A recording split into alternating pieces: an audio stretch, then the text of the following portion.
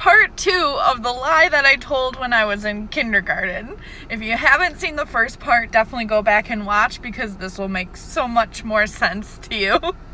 So after my teacher figures all this out, he calls my mom and is like, I am so sorry about the loss of Dave. And of course my mom is like, who the F are you talking about? And then the conversation proceeded to explain to my mom that Banana Splits isn't really about how to make ice cream or celebrating with ice cream. And it's about people who have parents that are divorced, and it's supposed to help children get through that. And my mom is like, oh my gosh, I can't believe we signed her up for this. We are so sorry. Sarah has both of her parents. We are still together. I am so sorry. My mom immediately took me out of this program, and she never punished me for it. But I remember her talking to my dad and laughing about it in like the kitchen at one point. The irony of this whole story is 4 to 5 years later, my parents ended up really getting a divorce.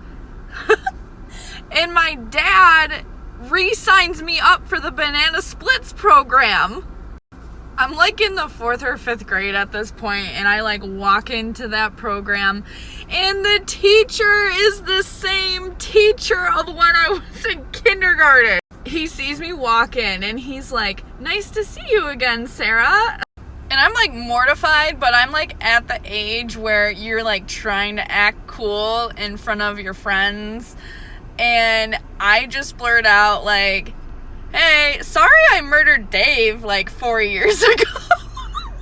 And I proceed to like laugh about it like very uncomfortably and like very nervously. And he just smiles and just keeps like welcoming people in because you could tell it was making him really uncomfortable. He was like, shit, like the psychopath is back in this program and she's like gonna be growing up to be like such a weird person.